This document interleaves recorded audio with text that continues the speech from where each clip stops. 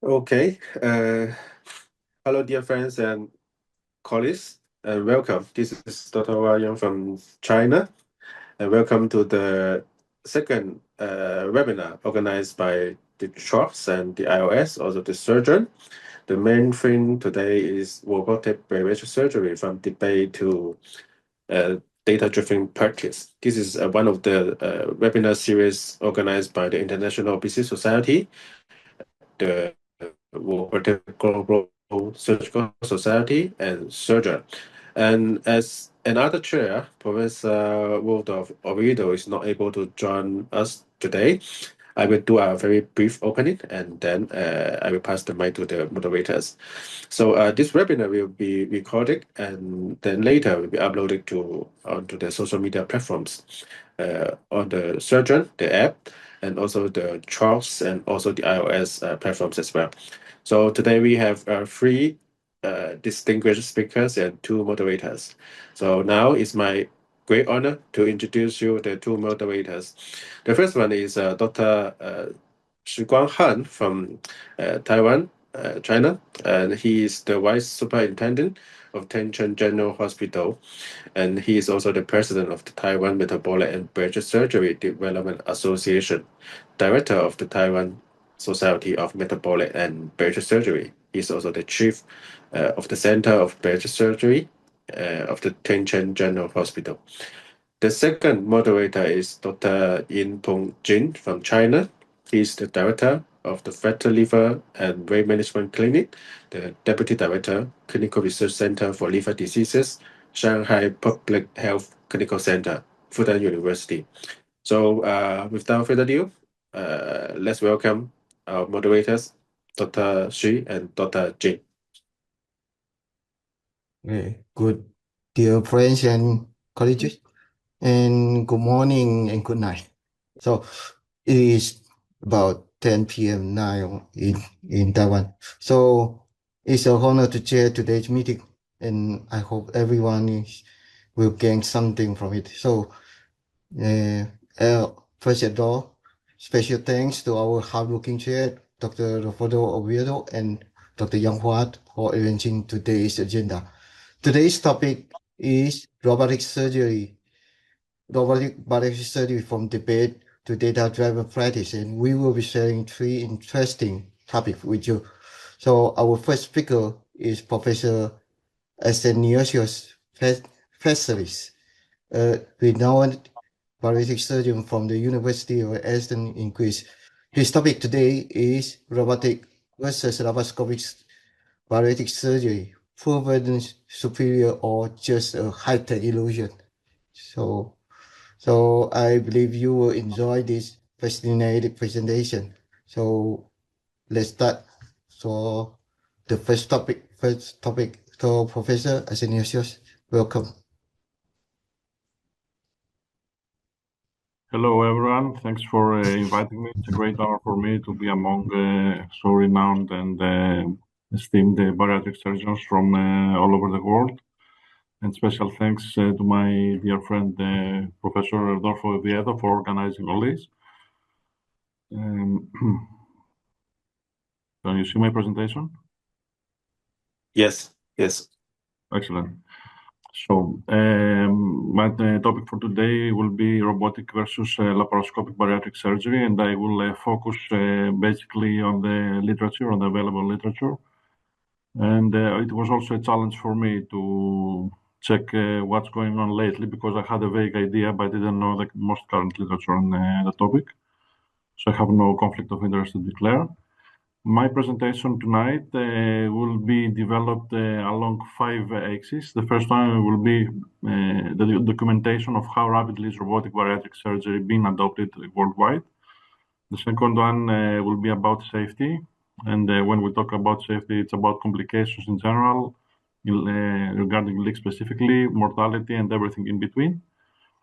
Then we will move to the cost, which is a very important matter with regards to robotic bariatric surgery. Then we will see where robotic surgery earns its place nowadays. and we will end up with a matrix comparing the robotic and the laparoscopic platforms. In this diagram, you can see very clearly that there has been a considerable increase in the utilization of robotic surgery from 2015 until 2022. What the numbers say actually is that almost 30% nowadays of sleeve gastrectomy and the round-wide gastric bypass are performed robotically, particularly in the United States, where the main body of the data comes. This translates into approximately a five-fold increase in the use of the robotic platform. And in numbers, it's more than 196,000 cases performed throughout these years as they were documented in the MBSA kit. And all these are not only index cases, but also revision and conversion cases. More specifically, sleeve gastrectomy has increased from 6% to more than 24%. Round-wide gastric bypass has increased from 7.3 to 32% by 2022. And conversion bariatric surgery in general has almost doubled from 17.5% to 31.4% up to 2025. So, regarding the complications, according to the evidence in the literature, anastomotic leaks and 30-day mortality in general seem to be non-different with regard to statistical significance. On the other hand, there seems to be a small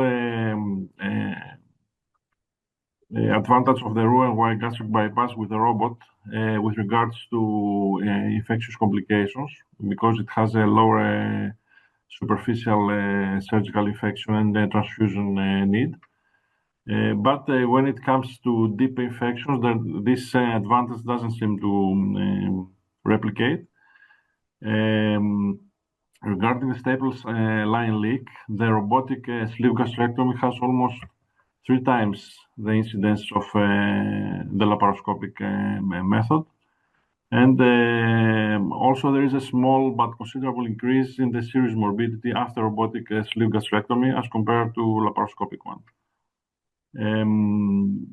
There is a slight increase also in unplanned reoperation after robotic Roux-en-Y gastric bypass. And what is consistently documented in the literature is the operative time, which is almost half an hour longer with the robotic platform. A very big study from the United States, from the MBSA KIP, including more than 800,000 patients, as documented over 8 years, shows that with robotic sleeve gastrectomy, there is significant increase in morbidity with an odds ratio of 1.14, a significant increase in leak rate with odds ratio of 1.24, and also increase in bleeding with odds ratio of 1.34. A more recent study of more than 460,000 patients consistently shows a 28% increase of the operation time with the robotic platform. And this seems to be consistent throughout the years, although the adoption of the robotic platform has increased by more than tenfold. On the other side, there's the robotic gastric bypass, the Roux-en-Y gastric bypass. With this method, there seems to be a decrease actually in morbidity and in bleeding and in SSI and transfusion in significant numbers. And also this seems to be the case with blood loss as documented by a more recent study from a center of excellence, provided that the robotic method is performed by experts, which means that the surgeon is not at their learning curve. There are several also meta-analytic and large registry evidence documenting all this. I would like to focus to this one actually, and not to inundate you with many numbers and authors. This is actually a systematic review and meta-analysis of 35 studies containing more than 400,000 patients. And as you can see, the aggregate diagram, the operative time is consistently longer for the robotic platform because the diamond here favors the laparoscopic method. And this is also documented in this very recent study, as I told earlier, which is that we can finally agree that we are over the learning curve and the robotic bariatric surgery just takes longer. I will come back to this study later on when I refer to the learning curve. But when we focus to the conversion rate from laparoscopic to open, there is no difference between the methods, and this the same is the case regarding 30-day postoperative complications. There is no superiority of the laparoscopic over the robotic platform. And actually, there is a preponderance, there is an advantage of the robotic platform when it comes to anastomotic stricture at 1 year. And supposedly this has to do with the operative technique, which with the robotic platform is mostly hands-on. There are no, the staples are mostly avoided, and the dexterity is better with the robotic platform. And in this manner, there are less leaks, which translate at 1 year to less anastomotic strictures. And this is something we need to keep. Now, the other important aspect of the robotic platform and robotic surgery in general is the cost. And this is the main defense of people who are against the robot. And it's actually the big elephant in the operating room. Here in the diagram, in the bars, you can see the comparative costs in US dollars. Basically, there is almost a 30% increase of the total cost with the use of the robot. And the cost is mostly due and mainly due to the medical devices used. The robotic platform itself doesn't have to do with the perioperative cost when it comes to the other expenses. But this difference seems to dull when it comes to revision surgery. And in general and overall, there is a lowering trend downwards regarding the cost because the robotic cost seems to be falling faster than the laparoscopic cost. This is because mostly the laparoscopic instruments have reached their peak. They have reached their top performance. I would like to focus on this study, which focused on people with BMI more than 50, with high-grade obesity, and there seems to be, of course, the cost is of the operating room is almost double with the robotic platform, but there are also considerable costs regarding the ICU admissions after the laparoscopic platform. Now, let's focus to revisions and conversions, because also this seems to be an area that the robotic platform might have an advantage over the laparoscopic one. Regarding the operative time, as I told earlier, and as it happens with index operations, there seems a consistent increase in the operative time with the robot compared to laparoscopy, and this seems to be the case with all the studies diachronically from 2018 up until very recently. But this does not translate to longer stay in the hospital. And also this does not translate to a significant difference in the leak rate, particularly when it comes to revisions and conversions, which means that the robots and the laparoscopy do equally well. On the other hand, this also happens to be the case with bleeding. There is a mixed pattern actually regarding which study you read, but bleeding is such a rare complication that it really comes up to the numbers and how you interpret them in order to yield a significant conclusion. And as for 30-day readmissions, also there doesn't seem to be a significant difference between the robotic and the laparoscopic platform. The other important fact is the learning curve. And actually, this could be a leverage for the robotic platform, because it gives the opportunity to the trainee to get actually involved if you use two platforms simultaneously.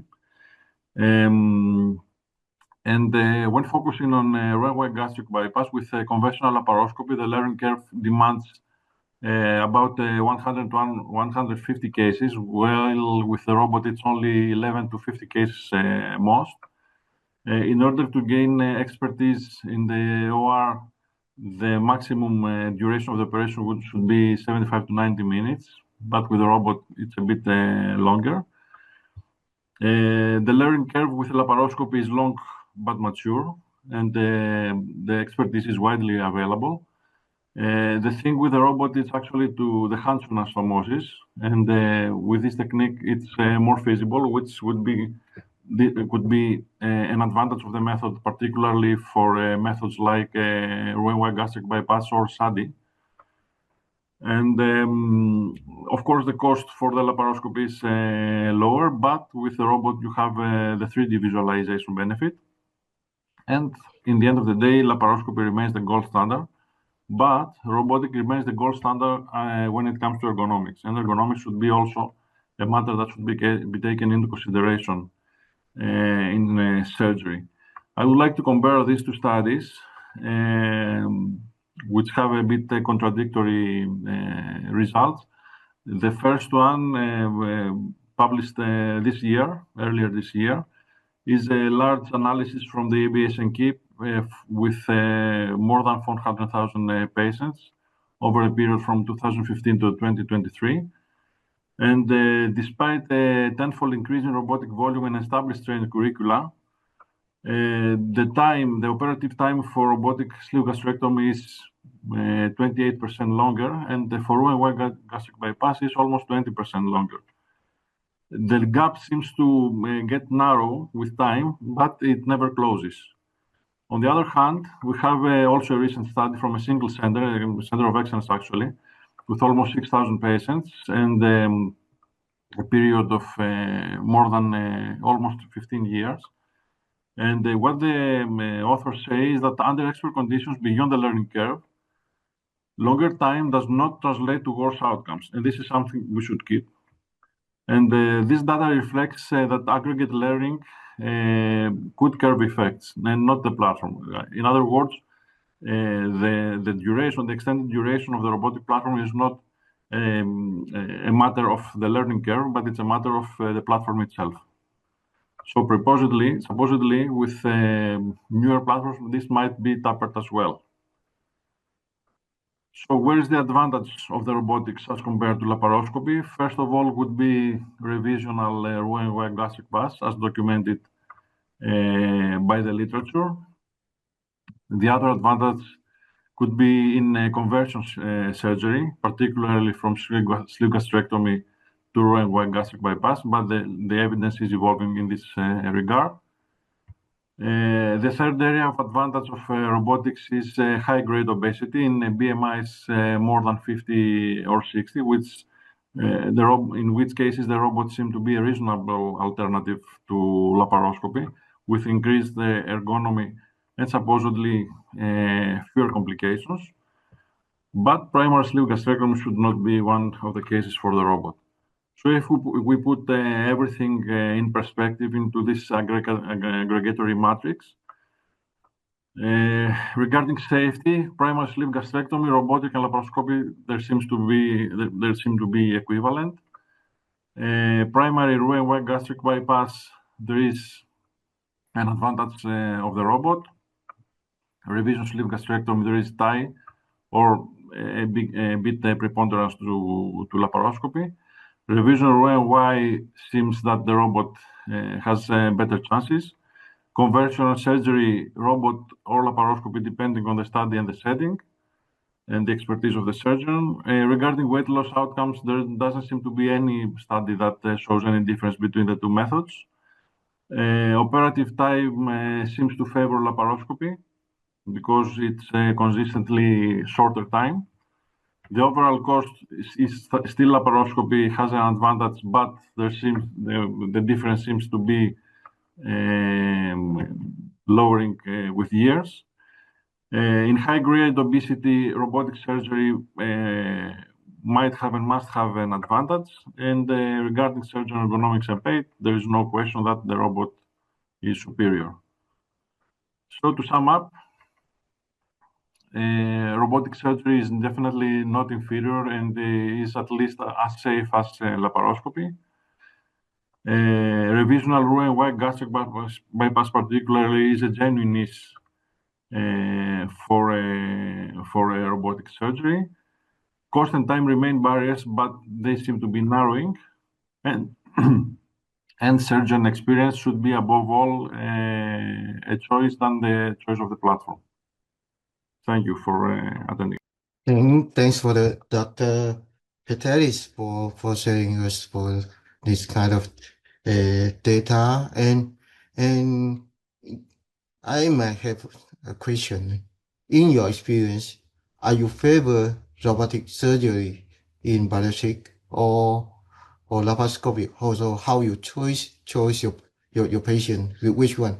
For revision surgery, you favor robotic, or primary surgery, you favor robotic, or all kind of bariatric surgery you or perform in robotic platform? Thank you for your question. In my country, actually, the robot is not that famous.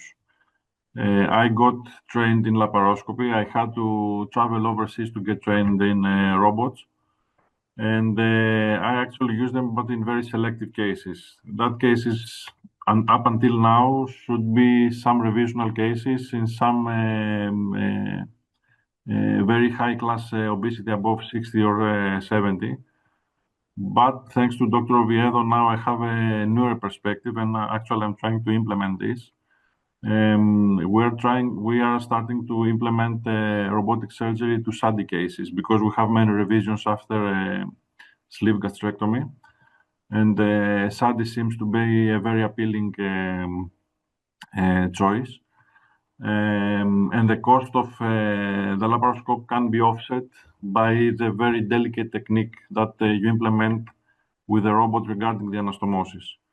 So the bottom line is that I use robot in very selective cases, revisional cases mostly, in very high BMIs, but starting to implement robot in SADI cases, revisional SADI cases after sleeve gastrectomy. So, do you think robotic surgery will eliminate the laparoscopic surgery in the future? Or as the beginning, as a suggestion for the beginner, you suggest that the beginner should learn more laparoscopic surgery technique, then jump into robotic surgery or start with train with robotic surgery, you know. First of all, I am not allowed to use it, but I will say that laparoscopy is the gold standard, whatever you do. Laparoscopy is the gold standard in most surgical cases, any kind of surgery, not only bariatric surgery, but any kind of surgery. But I would not set the dilemma it is laparoscopy or robotic, because robotic actually is a step over open surgery. The philosophy between laparoscopy and robotic is quite a bit different. You know it very well. It's both regarding the 3D perception and also regarding the autonomy, the ergonomics, and everything. Both are minimally invasive techniques, of course, but I would not say it's only the choice of the surgeon or the choice of the patient. It also comes to logistics. It also comes to the healthcare system you are working at a given time. So it really depends. We are not all living in the United States or China or other developed countries regarding surgery. And we have to take these factors into consideration as well. But I would not put them one versus the other. Both should be available. Trainees should be exposed to both methods and then practice them according to their given setup and infrastructure. So in your opinion, a qualified bariatric surgeon should expert in both laparoscopic and robotic platform. Yeah, is it true or in further or I'm sorry, I'm not sure I understood the question. at if I wanna be a qualified bariatric surgeon nowadays, so to Yes, have yes, a yes. platform where I have to deep practice in both platform. Both. What? An aspiring surgeon should have options for both. You cannot be selected. You cannot claim yourself to be a bariatric surgeon or a surgeon in general without having all the available options in your armamentarium. I have heard some cases, yeah, which perform the revision surgery for the bariatric surgery, the revisional bariatric surgery. But once we face some problem or some condition during the surgery, they think to convert to open or laparoscopic to do thing, which kind of some surgeon will convert the robotic surgery to the laparoscopic surgery. Yeah. Yes, conversion of robotic to laparoscopy is feasible and it makes sense. But the conversion to open surgery, particularly in a very obese patient, it's a nightmare. You know it better than me. So, hey, Dr. Young, do you have any question or? Yeah, quick question. In your country, is any insurance cover the robotic surgery? If there is any, what? In my country? Insurance. Is there any insurance coverage? No. Oh, In my country, bariatric surgery is not covered by insurance in 99.9% of the cases. They're oh, covered very rarely. They're covered if you go in a public hospital, but still there are no robots available in public hospitals. So it's a never-ending story. okay. Thank you. Is there any other question? Okay, that goes into the second topic. The very thanks to Dr. Peseris so for sharing. So it's a very good data sharing for us.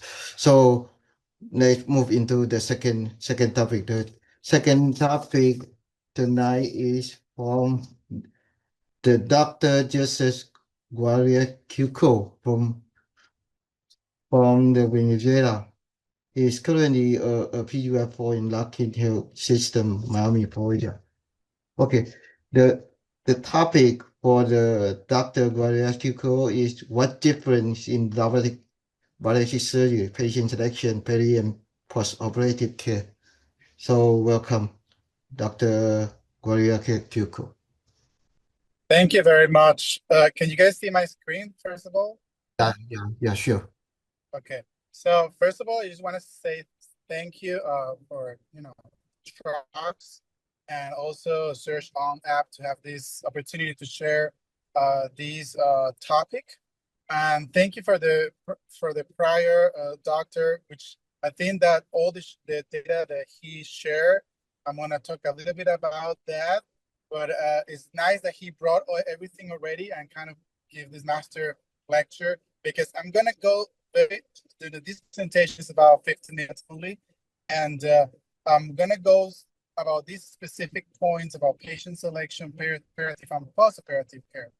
In my case, I was I'm from Venezuela, so I didn't have any robotic experience when I did my surgery residency over there. And I'm doing the training here again. And I do have the experience in the United States to have the opportunity to pretty much do every kind of or every type of case in robot with the robots.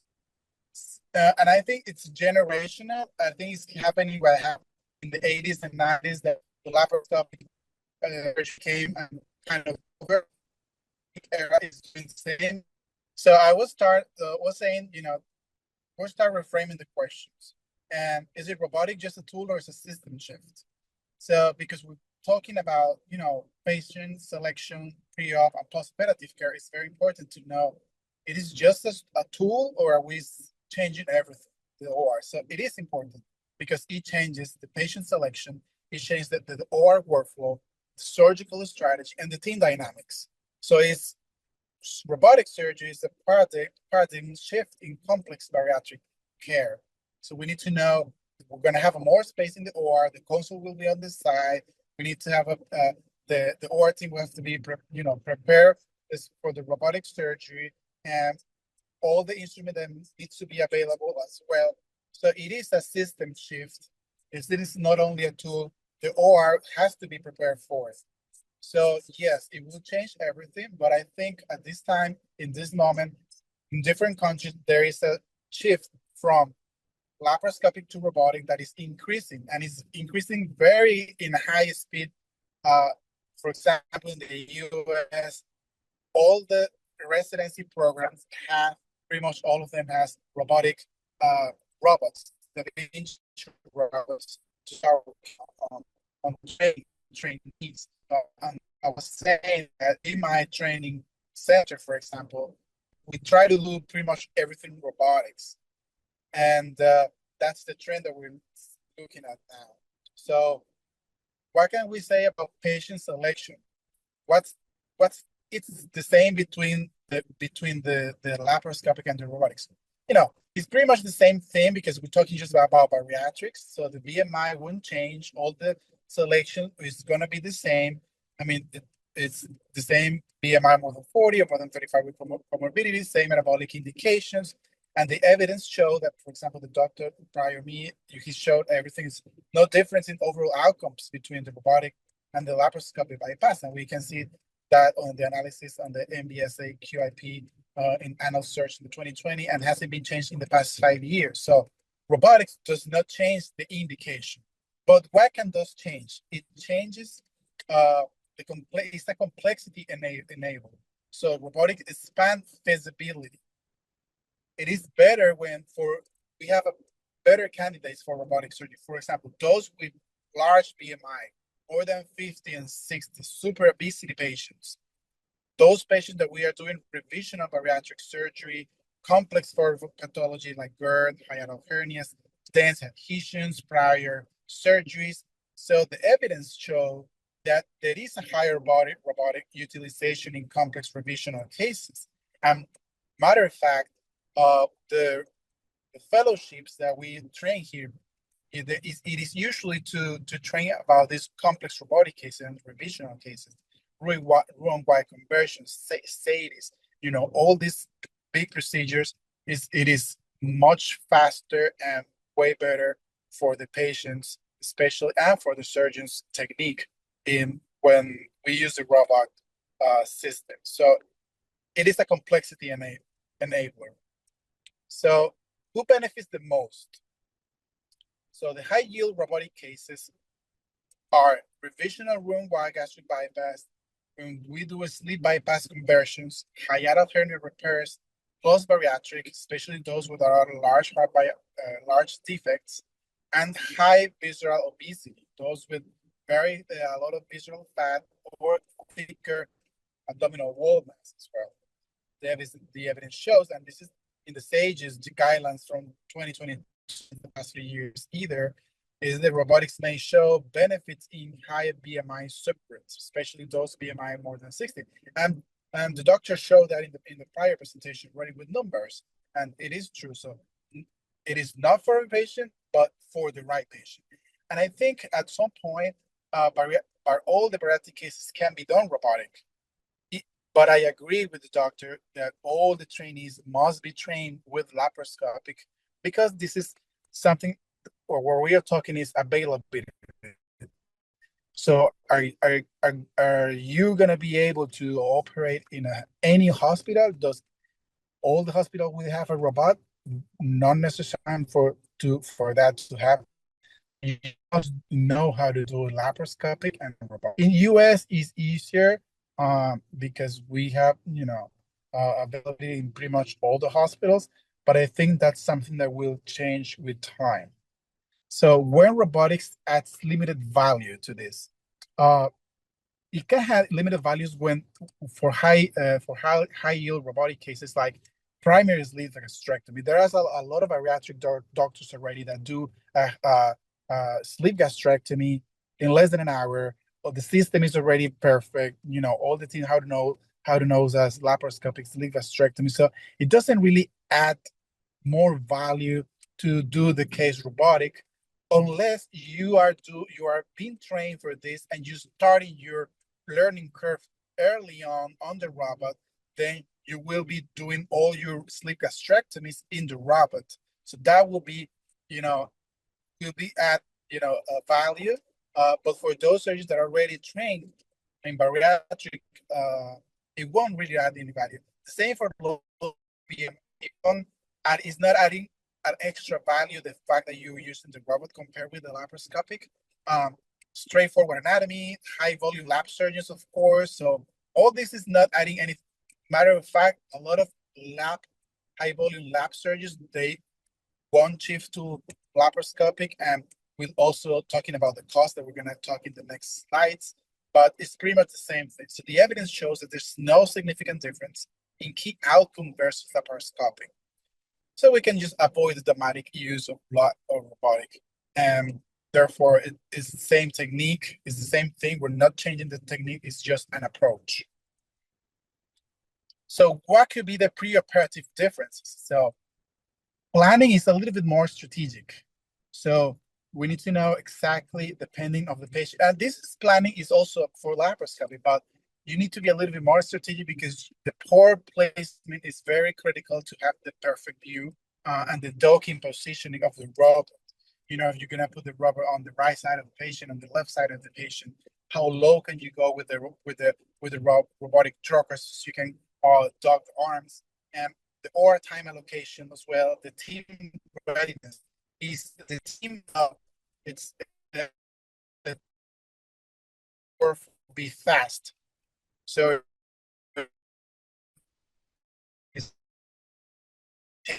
and the tech must know how to, prepare all the instruments and be very comfortable with handling the instruments. So robotic requires an intentional setup. Usually, the space in the OR, you need a specific amount of space in the OR. Some places in different countries, the OR space is actually they're actually smaller. In the US, we have big ORs where it's very comfortable to move. You can have a laparoscopic tower and also it could impact negative surgery. It could also increases it over time because you have to the wires is gonna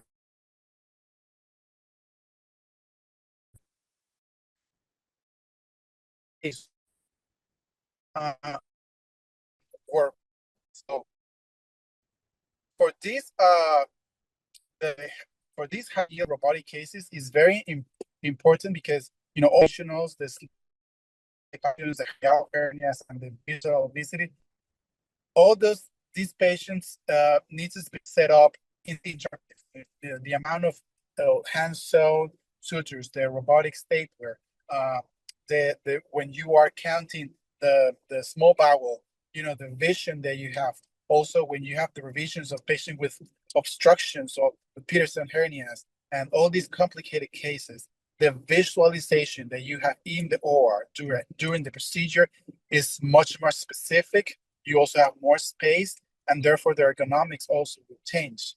Even though it is not for every patient, for this specific setup, a subgroup of patients is very important, and the robot will give you an extra help and it's definitely the best resource that we have nowadays to kind of decrease the probability of having any complications, and also reducing the OR time, especially for those that are already in the plateau of the learning. Important imperative also the ergonomic, the most important points and the key differences between laparoscopic and a robotic. Even though laparoscopic was already an improvement ergonomic standpoint, because you're standing and you look it in the front to the screen. There was a lot of issues people with surgeons having back issues, shoulder problems, in for a few is also detrimental for your ergonomics. So this is the hidden advantage. The less surgeon fatigue for sure, improved precision, better suturing capability, and it is particular traditional surgery.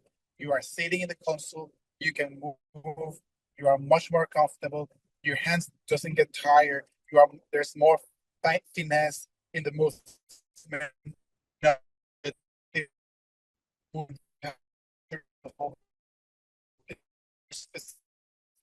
Details this section when you're cutting this very dense additions that you want to avoid any kind of injury or tearing the serosa of or the organs. So it's very important, and this robot is giving you that extra advantage that we don't have in laparoscopic. And now it has sensation on the robot. You increase so you can feel when if you're doing you can move the tissue.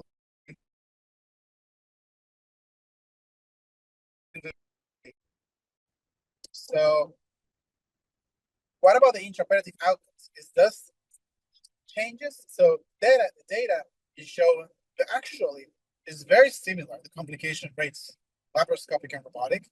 There's similar leak rates, and there is a longer operative time initially, especially because of the shift change from laparoscopic surgeons that are already trained and practicing to go to robotic. There's a slower learning curve. But for those in training, like in my case, that we have been training in our residency programs from robotic, our learning curve is during our residency. By the time we become surgeons, we already have a good speed for the procedures, any kind of robotic, bariatric or no bariatric procedures. So that operative time, I think, is gonna decrease drastically in the next couple of years, because all the residents are getting trained in the robot, especially in the United States. So the evidence shows that there's no significant difference in leak rates, and the operative time is longer in robotic case. I think if we do this again 2 or 3 years, this difference will no longer exist, and the time will decrease drastically. So robotics is safe, but it's not superior yet. I think it will be superior in the next few years, but we're not there yet. What about the anastomosis and the precision? So where robotic shines, it's very the best way, the best important. If you have had the opportunity to do a hands-on anastomosis in the robot compared with the laparoscopic, I will tell you, you will be the #1 fan of the robot. It's much more better articulation, improve your suturing times, the ergonomics, and the evidence did show that is reduced anastomotic strictures reported in some studies, especially those shows in the database of abstracts of review effects in their study. So the precision is definitely matter, but most importantly in those complex reconstructions. And what about the postoperative care? And I would say intra and postoperative care is different. It's mostly the same. We're not going to change anything after that. We all use the ERAS protocol.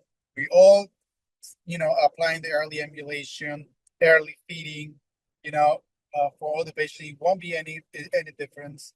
It was potential subtle benefits: less tissue trauma, improved precision, and theoretical decreased complication. What I think is one of the benefits of laparoscopic bariatric surgery on still in this postoperative care, and maybe also in OR times. For example, in US, you can have a laparoscopic towers in surgical centers, and there are a lot of bariatric surgeons that operate early in the morning, for example, a bariatric sleeve or a bariatric bypass, and the patient, if it's a sleeve, the patient go the same day home. We cannot do that now with the robot because usually the robot is only in the hospitals. We don't have robots in the surgery centers. So therefore you have to admit the patient to the hospital, use the robot, and maybe discharge the patient as an elective case, and that might increase the cost. If at some point we're gonna have availability to having a robot in the surgery center as well, you will do also the laparoscopic sleeve won't be done anymore, and we're gonna shift to the laparoscopic to the robotic sleeve gastrectomies. But all the complex cases, they do stay overnight. We do the ERS protocol, we do early feeding, and we keep the patient usually over no more than 48 hours. Patient go the next day in the next 24 hours. And if there's no early signs of tachycardia or any symptoms, the patient can get discharged, and then we follow up an outpatient. So the recovery is actually, the length of stay is similar or slightly shorter. The pain is possibly reduced. There's not big studies that shows a big difference because we do a tap block in all of the patients, regardless of laparoscopic or robotic. So the pain should be the same. And the complications are also comparable. As I said at the beginning, as we all know, it is an approach. It won't change much the technique, but the evidence shows that there are comparable complications rate, and the length state across approaches is pretty much the same. Benefits are more evident in complex cases, again, as the doctor also explained.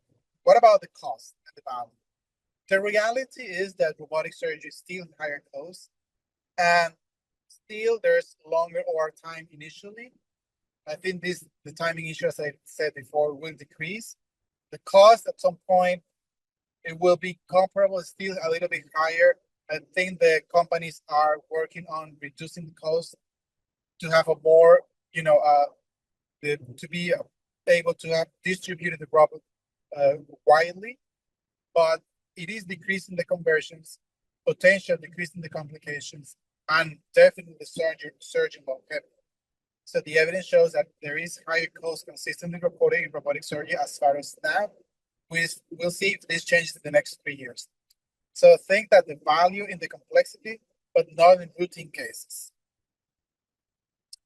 So from debated data, where we are now, this is probably the last slide.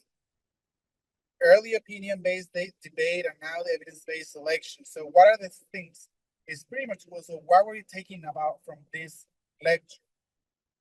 There's not much difference between robot and laparoscopic. It's much more related about patient and procedure specific approach. So we have same indications, expanded patient selection. It is slightly different workflow, similar outcomes overall, greater value in complex surgery. So robotic bariatric surgery does not replace laparoscopic, but it expands what we can safely offer our most complex patients. I do believe in the early time, the next few years, it will be a very big drastic change from lab to robot as is happening right now. And it's not the future, it's the present, especially here in the United States and industrialized countries. And I think we're going to continue debating about these lectures. And thank you very much for your attention. And thank you, Trucks, for the opportunity as well. Thanks to Dr. Guria Kyuko for sharing your experience in patient selection. I thought evidence now show the robotic platform had more advantage in revision surgery, complex upper GI pathology such as GERD or cases or another the higher BMI patient, especially the BMI more than 50.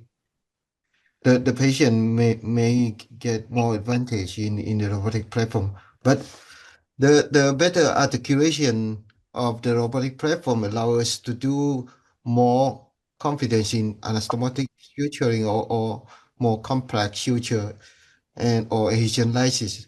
But there's my concern is spending more operative time still be the main concern of mine, especially in primary surgery. Why should I sometimes think that why should I spend doubling time for the primary surgery, primary sleeve, easy sleeve, or primary bypass without significant superiority? That is my concern. It's my concern in robotic surgery. But how is your experience? How's your opinion? Yeah, I think the operative time for robotic surgery is always about availability, right? If we have a robot available at the hospitals, you will decrease your operative time very fast. So, and I was talking, in the residency programs, we start early on the robot, and operative time is decreasing. So by the time that you are an attending, you start working, and especially when you do your fellowship, MIS stuff. For example, I'm currently applying for MIS fellowship here in the United States to do bariatric cases. And one of the things that I've seen is most of the fellowships are mainly robotic. So if they're, for example, 70% robotic, 30% laparoscopic. So the change it is a change already, and the operative time has already been decreasing rapidly because the learning curve in the robot is shorter. It's shorter if you compare with laparoscopy. For example, the time that you take to master suturing complex anastomotic cases in laparoscopic is longer than the time that you learn to do complex anastomotic cases in the robot. And this is all because of the articulation that give you the robot. How easy it is for you to handle the needle, to trespass the needle time from one hand to another hand, how you move the needle in 360. So it is much faster. So your learning curve is faster, and I think that's the biggest skill or the biggest key that robot brings to surgery. And I think this is the chief change. That's why I'm really pro robotic surgery. Not saying that laparoscopic is not. We have to learn how to do it. We have availability as well as we should also know how to do any of these procedures open. But robot, if you is the best, I would say it's the best approach as far as now. Thanks. So I think robotic surgery is the future, but now is the day. I always think that it is worth that the patient pay more for much longer operation.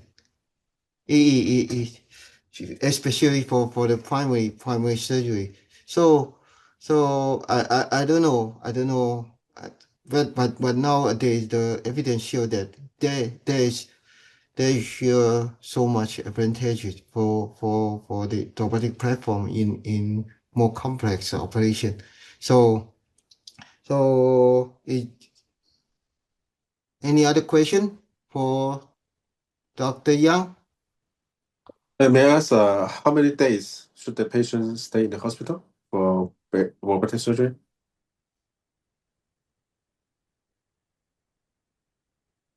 I didn't hear the last few seconds for some reason, kind of freeze. How many days should the patients stay in the hospital? So it depends on the case, of course, it's case selection. But for example, a regular sleeve, robotic sleeve, the patient is surgeon selection. Some surgeons send the patient home same day, and some surgeons send the patient home next day. If you do an anastomosis case, a status, for example, the patients usually stay 24 hours. And if the patient is tolerating the clear liquid diet, because we do ARS protocol, so we do early liquid diet, if the patient is tolerating a specific amount of liquid in the first 24 hours, the patient is sent home the next day. So it's that similar to laparoscopic surgery, right? is the same, yes. Oh, okay. Thank you. Yeah.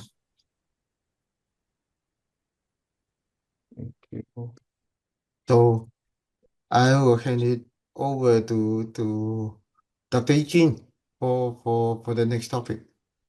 Moderator, the second moderator. Please, Dr. Jin.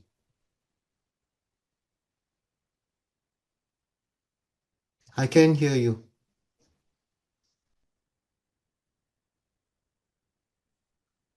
Hello. Maybe let me help you to introduce our third speaker, Dr. Yang Yu, from the Department of Metabolic Basic Surgery, China, Japan Union Hospital of Jilin University. He is also the member of China Liver Cancer Elite Alliance for the Young and Middle Age, and the committee member of the Pancreatic Tumor Integration of Committee, China Anti-Cancer Association. So the topic for Dr. Yu is robotic studies, learning curve, and 5 years outcomes. I think Dr. Yu's center is one of the most experienced robotic bariatric surgery center in China. So let's welcome Dr. Yu. And thank you very much for the introduction of Professor Yang Hua.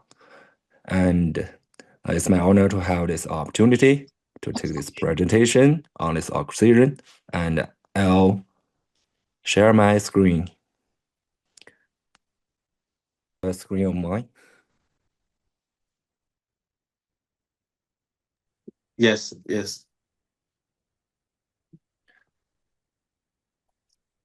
Okay, let's start.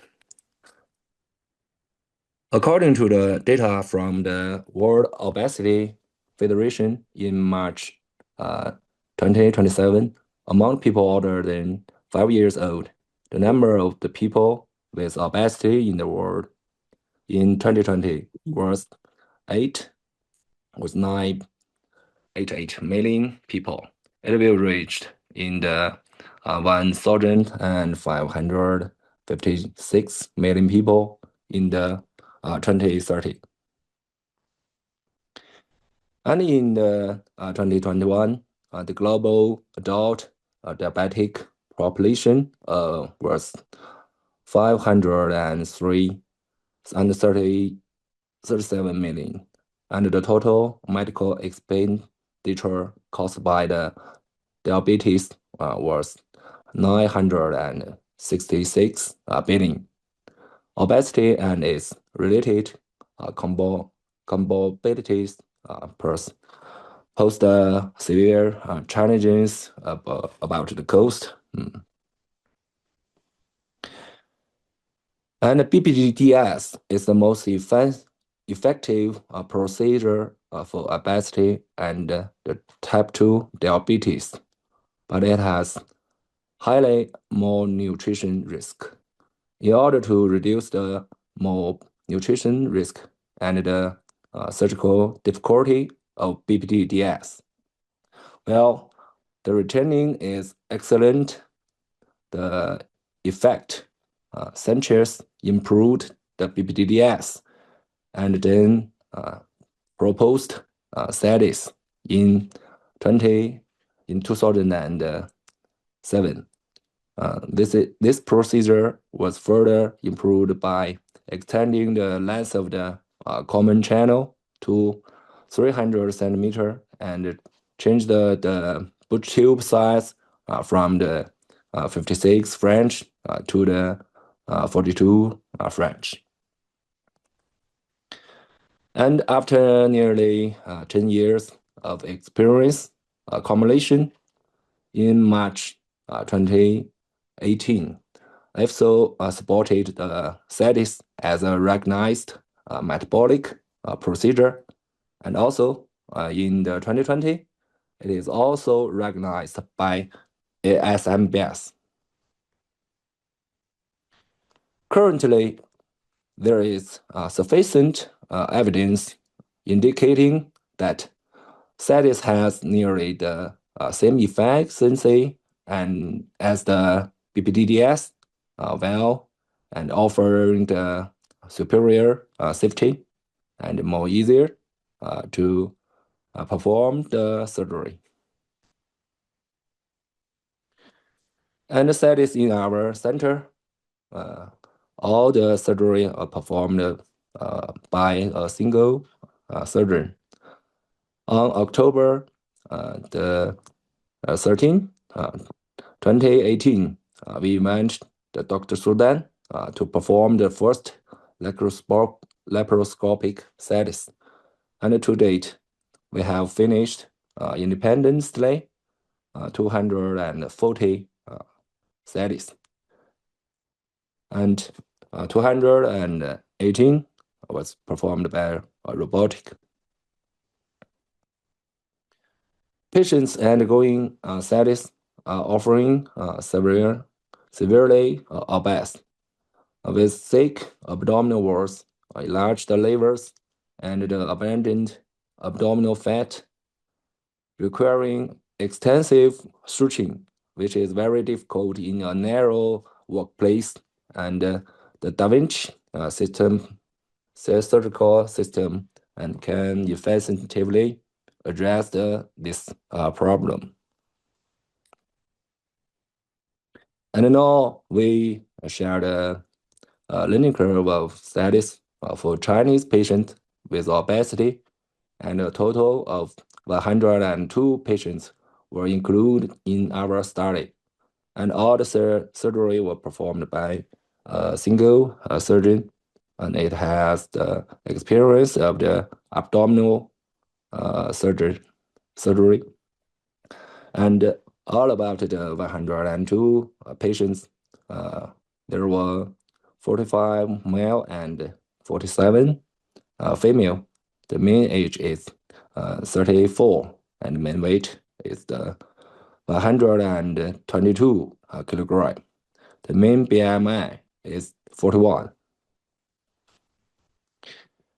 The mean operation time was 183 minutes. The median length of the stay was 6 days.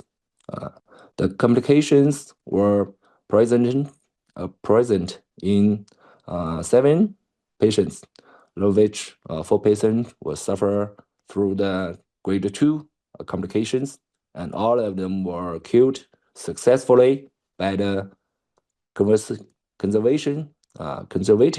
treatment. Besides, the major complications were identified in 3 patients, including 2 gastric leaks and 1 patient with the acute respiratory failure. No one dies occurred during this study period. And based on the cumulative sum of the textbook outcome, we investigated that the learning curve of the robotic study surgery was the 58 cases. And by the way, at the same time, we based on the cumulated sum of the operation time, the sum OR. The learning curve was 27, but we think the 58 is more precise. And this is a video of the Da Vinci robotic surgery, study surgery. And first, we measure the common channel, and the common channel was 300 centimeters. For the BMI over the 40, and then we suture the intestinal to the abdominal wall, and then completely finish the excision of the stomach.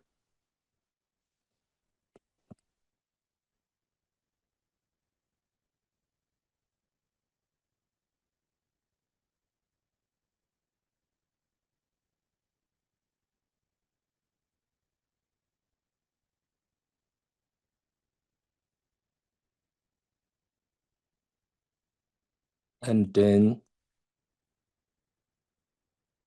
completed the dissection of the duodenal bulb. And this is the difficulty point of this surgery. And we use the 40 French boot tube. And then finished sleeve gastrectomy. And the first cut and the second cut with the second robotic limb trocar. And then use the NOGA in the sister point of the trocar. And finish the sleeve gastrectomy.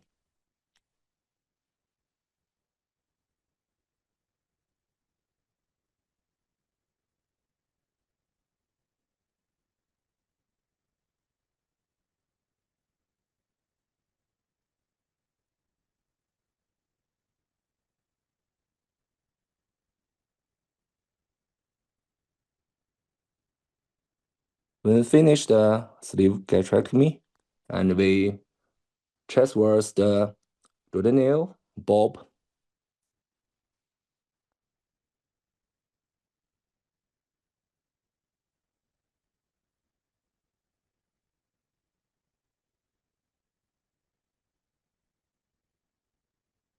and then find the intestinal marked.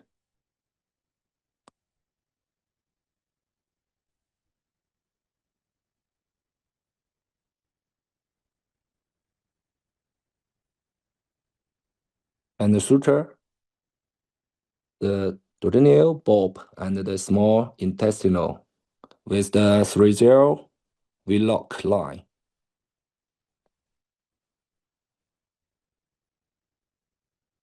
And this step, the robotic advanced, we can see the 3D visual benefit and suture more flexible.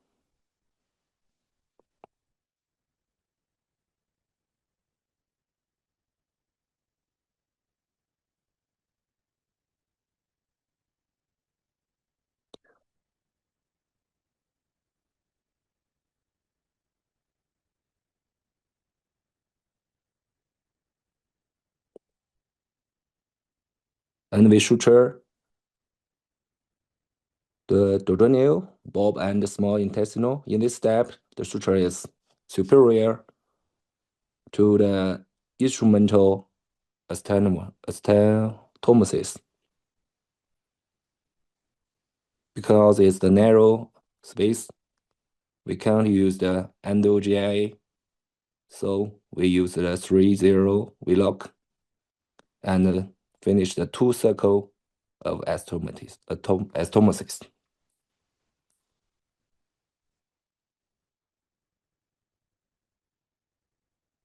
And finally, suture the greater aluminum at the gastric margin and finished the surgery.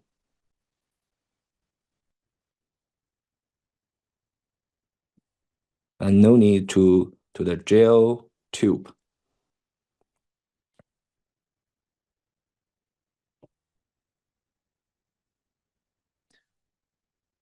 And let's share the outcome of the 5 years.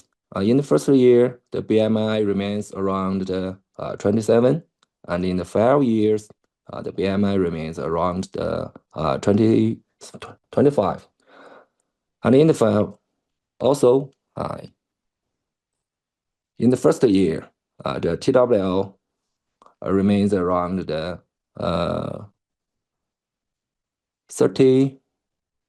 36, and in the 5 years, the TWL remains around the 40. And let's see the EWL.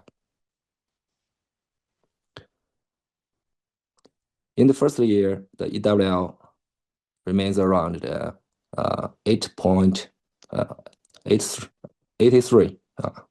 Yeah, 83.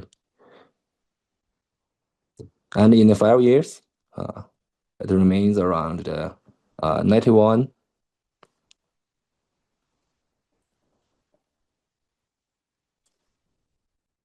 And let's see the remission rate. The remission rate of the type 2 diabetes and the hypertension and the hyperlipidemia are respectively at the 100%, 86.8%, and 100%. And we can see that in the first year, it has very high rate of the remission.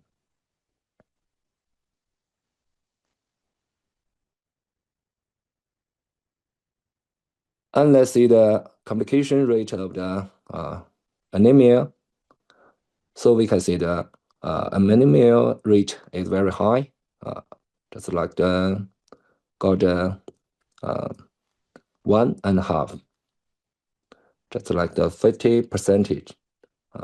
But all of these patients was female, and while the incidence of the GERD and diarrhea is approximate at the 10%.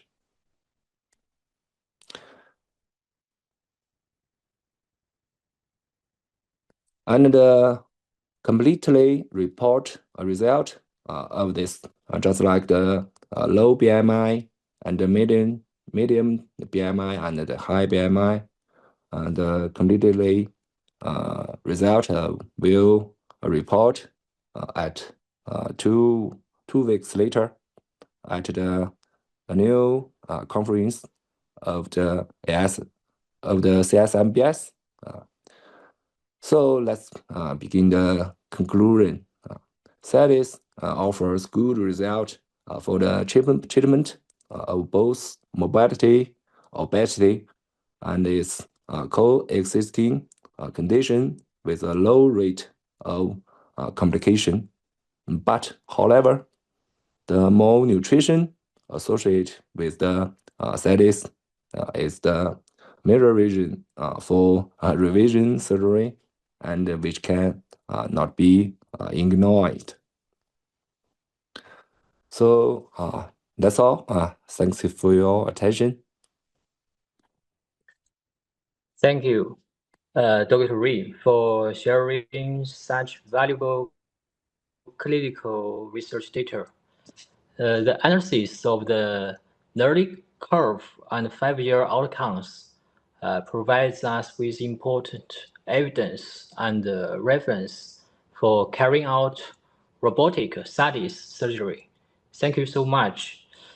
Based on your research findings, which patients are the ideal candidates for the robotic bariatric surgery? Do you have clear clinical selection criteria and indications in daily practice? Also, regarding the side effects of robotic bariatric surgery, what preventive measures have you adopted? And I think the high BMI, just lower 40, and will be more suitable for the robotic surgery. And also, the CETIS needs many suturing, so robotic has the benefit about the suturing.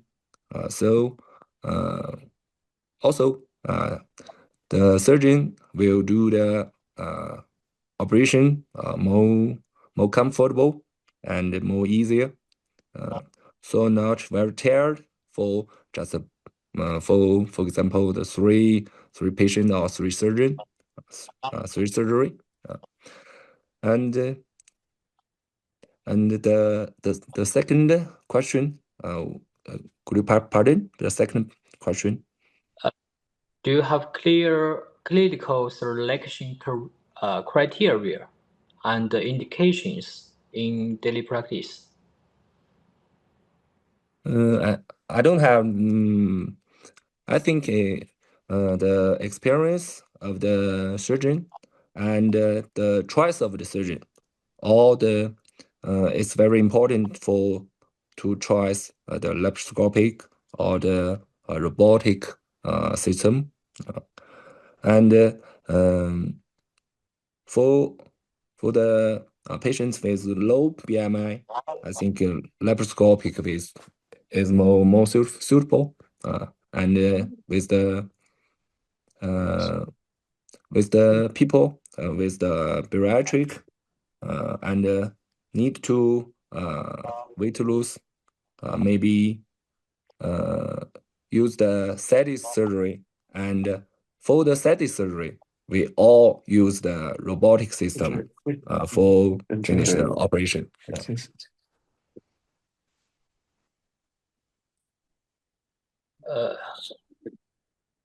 Well, now we have finished all three wonderful keynote speeches.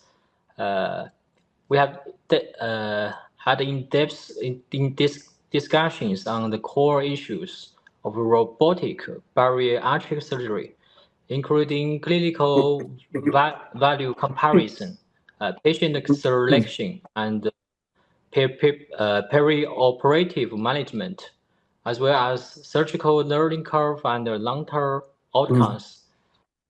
Let's once again express our sincere gratitude to Professor Anasio Pantelis, Dr. Jesus Gary Kuko, and Dr. Yang Yu for their excellent and informative presentations.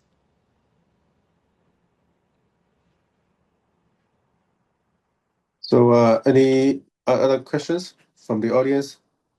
And by the way, the Trox and the iOS are starting some research projects. For example, we are writing some systematic review or meta-analysis, or some multinational clinical data analysis, or maybe in the future we can conduct some consensus or guideline building in this field for the robotic bariatric surgery. So there's no. Sorry, do you have questions? Actually, I would like to make a comment. Yes, please. To Dr. Hu. Congratulations, first of all, both for your excellent technique and for the honest presentation of data. Actually, I have a concern because I think the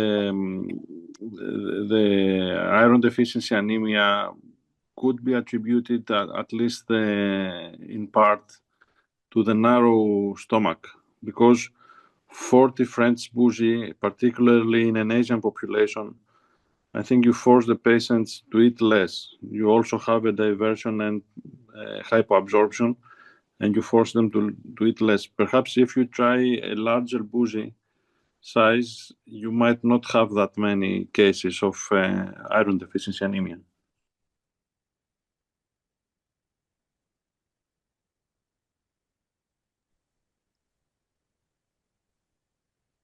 Thank you. Dr. Yu, do you have any feedback?